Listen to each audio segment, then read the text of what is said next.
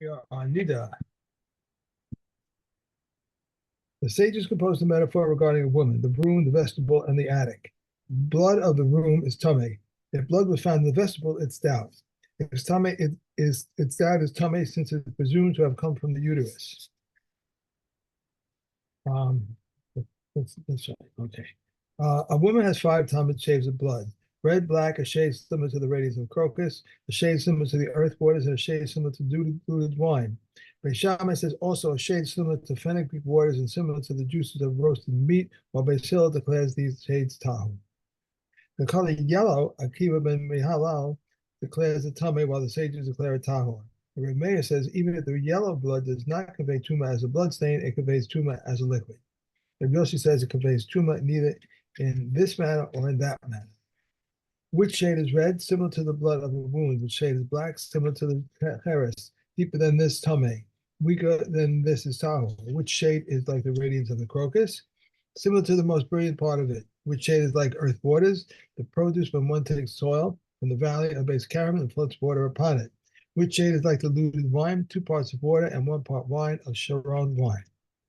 Hey. Okay.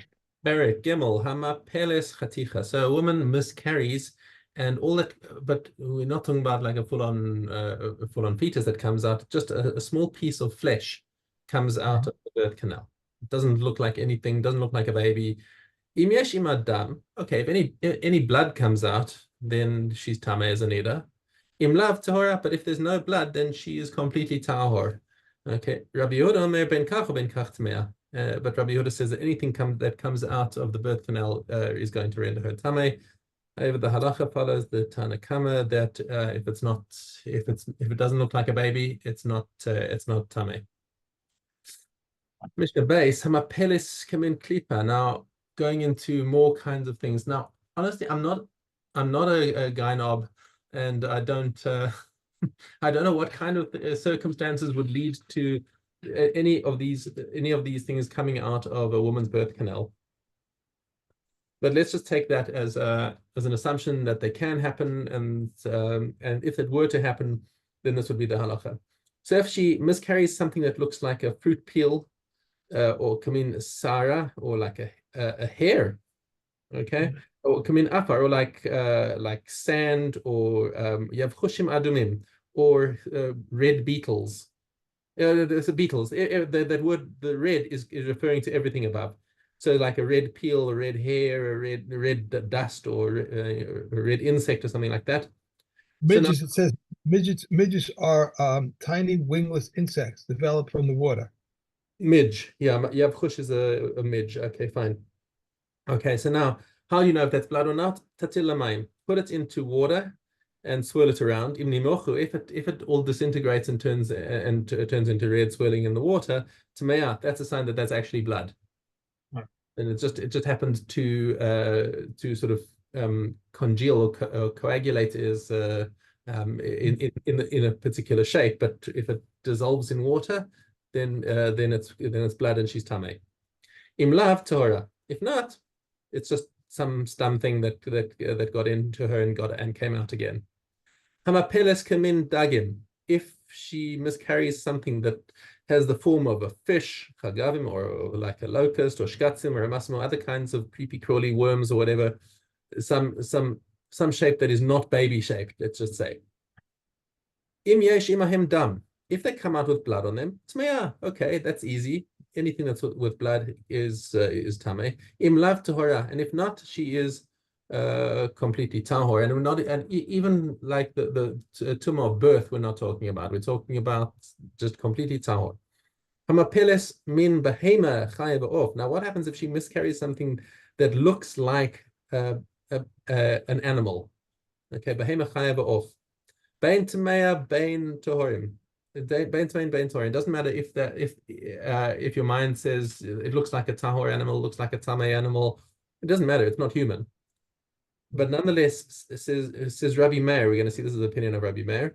Im zachar teshev l'zachar, im nekeva teshev l'nekeva. So look at it and see if you can tell if it's got a male form. If it's a male form, then she is treated as if she gave birth to a male. So then she's got tumah for 7 days and tahara for 33 days. In Nekeva, Teshev and Nekeva, so then 14 days Tumah and 66 days Tara. Im Ein Yadua, if you cannot discern what the sex is of whatever came out of the womb, Teshev Lezacha V'la Nekeva, take the chumras of both sides. In other words, 14 days Tumah for as if it's a girl, and then 26 days Tara as if it's for the remaining time as if it's a boy. Divi Rabbi Meir. So this is Rabbi Meir's opinion. Chachamim omrim, kol she'ein bo mitzuras adam einu valad. If it doesn't look like a human baby, then it wasn't a birth. Okay, in which case there's no tumah unless if there's blood that comes with it, but the blood that comes out will just render her a niddah, not a yoledes. Okay. Hamapeles shafir malei mayim. Now shafir is My father can comment on that. That if it doesn't have the a human form, then if it doesn't have a human form. So that's the chachamim. If it doesn't have human form, it's not a human, and therefore don't treat it with anything to do with a human. We just fall back on the previous thing that if blood comes out, that okay, blood makes her a niddah. Okay. Hamapeles shafir malei mayim. So shafir is the amniotic sac. Okay, and it's if it's just full of water. So all you've got is an amniotic sac that's full of water, or malei dam if it's full of blood, malei genunim or some sort of colored liquid. Eina chosheshes levelad. That's not a sign that she's given birth. Now, if there's blood, of course, again, it makes her niddah, but it doesn't make her a yoledes. Unless there's actually the shape of a baby in there. But im hayamurukam, however, if it has the impression, if it's been shaped like the shape of a baby, and all that came out was the amniotic sac. So now what we have to presume is that the baby died in utero and just disintegrated. But you've still got an amniotic sac that's been pressed into shape that looks like a baby. If that's the case, teshev lazachar v'la nekeva. And you're not going to be able to tell if it was a boy or a girl. So you've got to take the chumras of both sides, 14 days of tumah as if it's a girl, and then 26 days only of tara as if it's a boy. Okay, that's that. All right, mikvos. Mikvos. Right? Yeah. All right. Yeah. When found on garments of only one side, it does not intervene, but if on both sides, it does intervene. Rabbi Yehuda says in the name of Rebbe Israel, even on one side it does intervene. Rabbi Yossi says on garments of Torah scholars, it intervenes even on one side, but on those of the bore, it only intervenes when on both sides. On the apron of pitch workers or potters or tree rod pruners, it does not intervene. Rabbi Yehuda says the same applies to the apron of fruit dryers, and this is the general rule. Anything which one finds disturbing intervenes. Anything which one does not find disturbing does not intervene. All handles of utensils that were inserted improperly, or they were inserted properly but were not finished, or they were finished but not became broken, these intervene. A vessel who was immersed with the mouth downwards, as though it was not immersed. If it was immersed in a normal way but without its appendage, it does not become tahor unless it is turned on its side. A vessel which is now at both ends and wide in the middle cannot become tahor unless it is turned on its side. A bottle whose rim is turned downwards bottle whose rim is turned downwards cannot become tahor unless it is pierced on its side. And a layman's inkwell cannot become tahor unless it is pierced on its side. And Yosef HaKohen's inkwell was pierced on its side. Okay. Horos.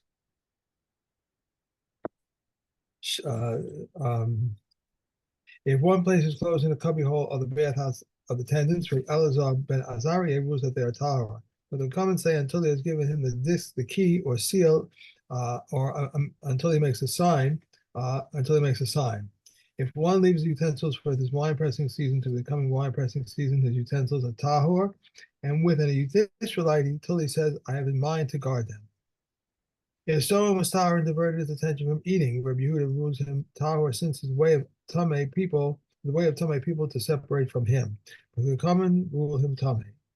If his hands were tahor and he diverted his attention from eating, even though he said, I know that my hands did not become contaminated, his hands are tamei because a person's hands are active. If a woman entered her home in order to bring her bread up to a poor man, and she went out and found him standing next to loaves of truma. And similarly, if a woman went outside and found her friends stirring coals under a pot of truma, Rabbi Akiva rules them tame, while the sages rule them tahor. If Reb Eliezer ben Pila says, why does Akiva rule it tame when the sages rule it tahor? Because women are gluttonous, and it's suspected of uncovering the pot of a friend in order to know what she is cooking.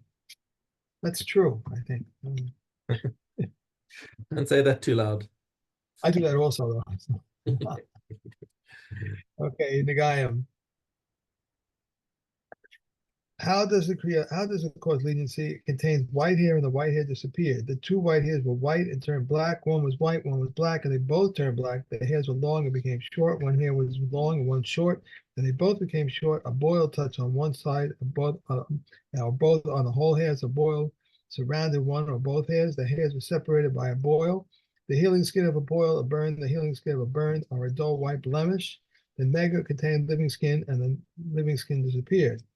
The nega was square, it became round or oblong. It was surrounded and moved to the side. It was together and became scattered, boil covered, surrounded, divided, or decreased the mikya. Whether this was done by a boil, the living skin of a boil, a burn, the living skin of a burn, or a dull white blemish, this nega had an expansion, and then the expansion disappeared, or the original nega disappeared, or became smaller so that the two together did not contain a grist. A boil, living skin on a boil, burn, living skin on a burn, a dull white blemish divided between the original nega and the expansion. This causes leniency. How does the proposed formula cause leniency? The nega contained no right hair, and no white hair appeared on it. The hairs were black and turned white. One was black and one was white, and they turned white. While they were short and became long. One was short and they either long, and they both became long. A boil touched or surrounded one of the both hairs. The hairs were separated on a boil. The healing skin of a boil, a burn, or a healing skin of a burn, or a dull white blemish, and then the boil, burn, or blemish disappeared. The nega did not contain living skin, and living skin appeared. The living skin was round or oblong and became square. The living skin was on the side of the nega and became surrounded. The living skin was scattered and came together. A boil covered the living skin, a living skin of a boil, a burn, or living skin of a burn, or a dull white blemish surrounded, divided, and made the living skin smaller, and then the boil, burn, and blemish disappeared, and the nega had no expansion, and it expanded. And it expanded. A boil, the living skin of a boil, the burn, the living skin of a burn, a dull white blemish divided the original nega from expansion, and then the boil, burn, or blemish disappeared. This causes stringency. The bright Baharis appeared dull on a light complexion skin, and a dull blemish appeared bright on an Ethiopian. Rabbi Ishmael says the children of Israel for whom I should be their atonement are like boxwood, neither black nor white, but an intermediate color. Rabbi Akiva says painters have dyes with which they paint shapes in black, white, and intermediate shades. He brings a dye of an intermediate color and paints it around the nega, which is then examined for comparing it to the intermediate color. Rabbi Yehuda says appearances of Nagayim are dealt with leniently and not strictly. The light complexion person examined leniently by comparing the nega with his own skin, whereas an Ethiopian examined leniently by comparing the nega to an intermediate color. And the sages say both are compared to an intermediate color. Yeah. That's a lot. Okay, the Pharos. Okay, Dalit. If a donkey which had previously given birth and one which had not given birth now bore two males, he must give one lamb to a Kohen, and if they bore a male and a female, he must set aside one lamb for himself. As it states, the firstborn of a donkey you shall redeem with a saw. It may be of a sheep or a goat, a male or a female, old or young, perfect or blemished, and the way you may redeem it with many times. He may enter the pen to be tied if it dies, and one may derive benefit from it. One may not redeem a firstborn donkey with a calf or undomesticated beast, a slaughtered animal, a treifa, a hybrid, or a decoy. If Elazar permits the redemption with a hybrid because it's a saw, but he prohibits redemption with a coy because it's doubtful. If he gave it to a Kohen, the Kohen may not keep it until he sets aside a lamb or a kid in its place. If one sets aside a lamb or redemption of a firstborn donkey and it dies, Eliezer says one is responsible. Eliezer says one is responsible for it as with the 5 Salem of the sun. The comment, however, say one is not responsible for it as with the redemption of Meister Sheni. Rabbi Yeshua and Rabbi Tzaddik testify concerning the redemption of a firstborn donkey that died, and there is nothing here for a Kohen. If the firstborn donkey dies, Elias says it must be buried, and benefit may be derived from the lamb. The Kakaman would say it need not be buried, and the lamb belongs to the Kohen.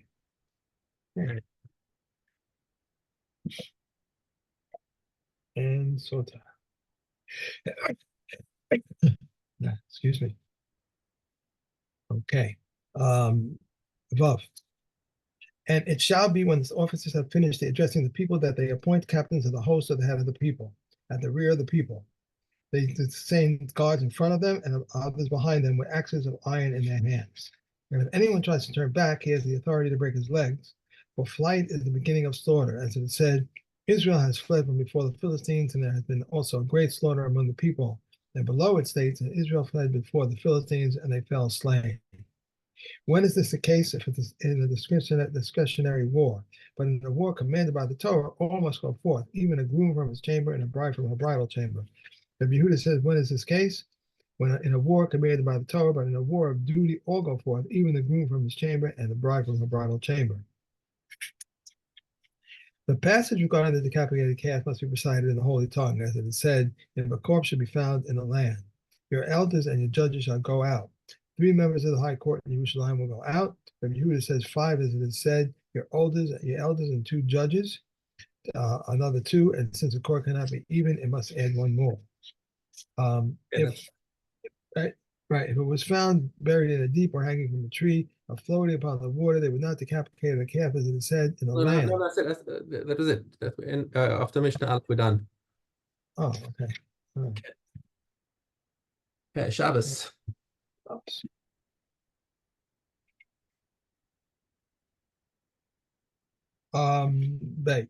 We may insulate hot food with pelts, and we may move them with wool shearings, but we may not move them. What should we do? One removes the lid and they fall. Elazar ben Arieh says he tilts the box on its side and removes the food, unless he remove the pot and be unable to replace it. But the comments say he may remove it and replace it. If he did not cover it when it was at day, he may not cover it at the dark. If he covered it and it became uncovered, he may cover it. One may fill a bottle and place it under a cushion or under a bolster. With what may an animal go out? No. Yes. Yeah. With what? That's it. With what may an animal go out, and with what may he not go out? A camel may go out with a curb, a dormitory with a nose ring, a Liberian ass with a bit, a horse with a neck chain, and all wear a neck chain that may go out. All that wear a neck chain may go out with a neck chain and may be pulled by a neck chain. And we may sprinkle upon them and immerse them in their place. A donkey may go out with a saddle cloth when it is tied to it. Rams may not go out strapped. Or ewes may not go out exposed, tied, or covered up. She-goats may go out with their udders tied, and Rabbi Yossi forbids all of them except the ewes covered up. The Yehuda says, if she-goats may go out with their udders tied to dry up, but not for the milk. Okay. Okay. Okay, great. That's it. We're done. Thank you. Yes. Have a great day. Enjoy. Wonderful day.